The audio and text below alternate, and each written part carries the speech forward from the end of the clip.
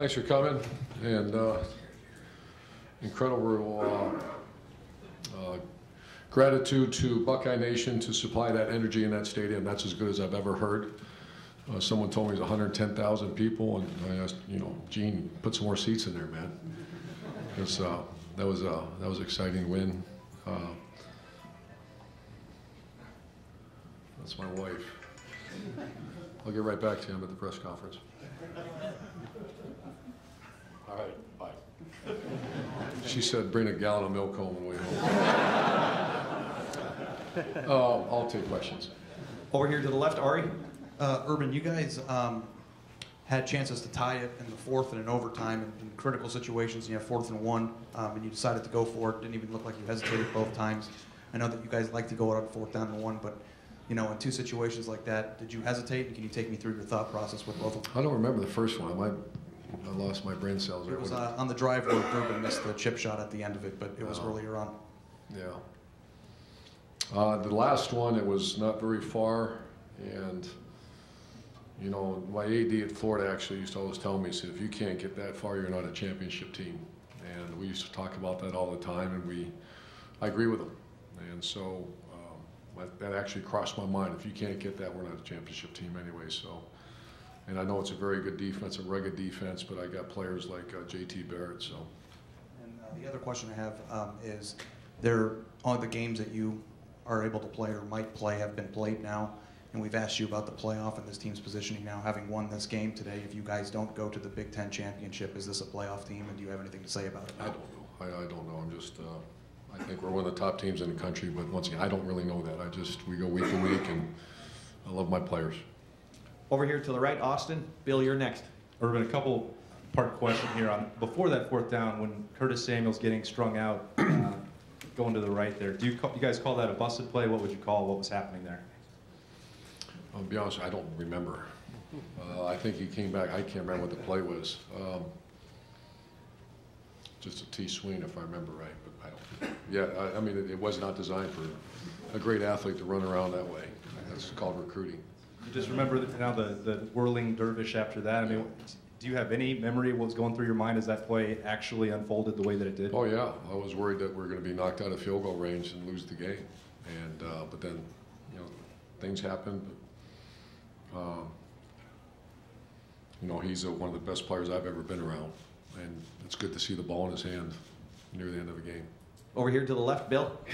Urban, what does it mean to you to be a part of this game, this kind of classic game? And when it was 17-7 and your offense was very stagnant, what did you think your chances were? I don't know. I mean, we won the game, Bill. Thanks. To be part of this game?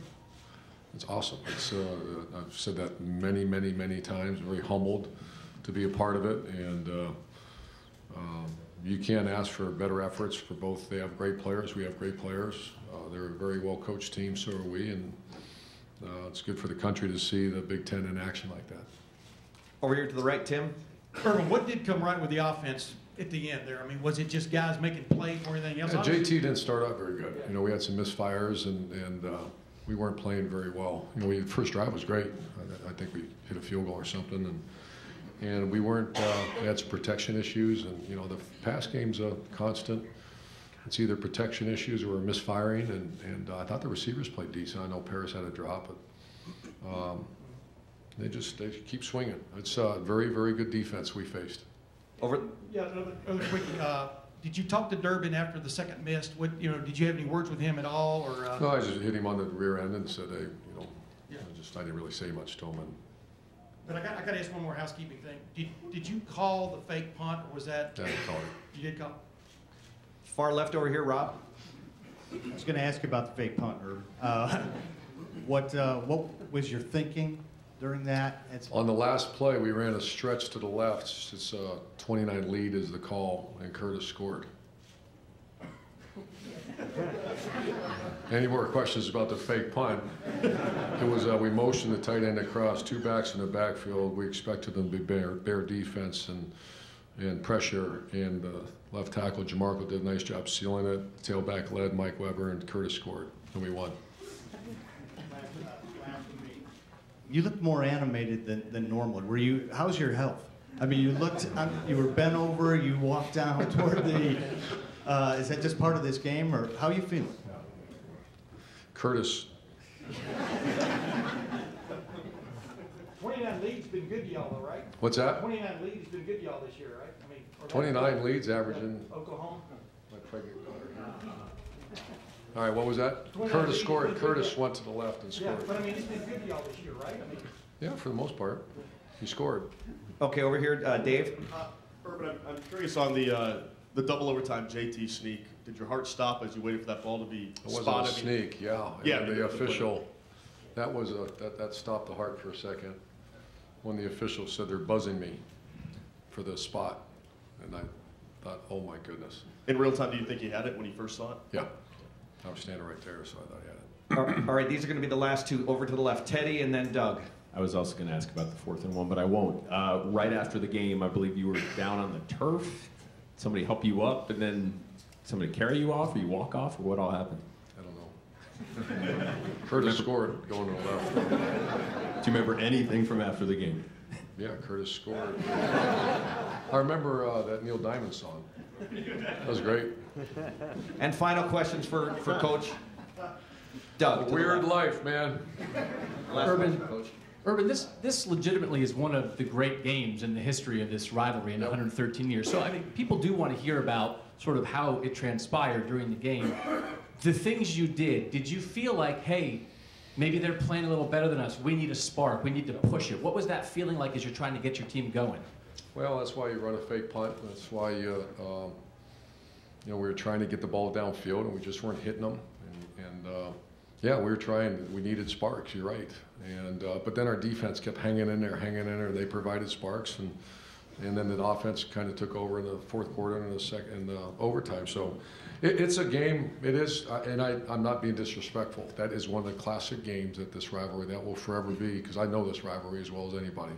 And that game's right in there. I'm not saying it's the greatest because that's disrespectful. The other great players that have played in it, but that's an instant classic against two very good teams. And we knew going in it was going to be that way. That's one of the best defense we've ever gone against. And you guys play a lot of games where you are clearly the best team. That just happens with your team.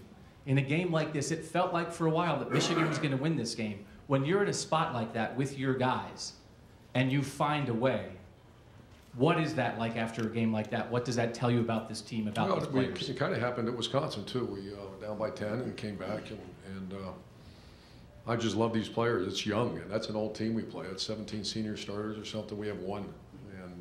And I was concerned about that going into it. How are the guys going to handle, those, a bunch of first-year players out there.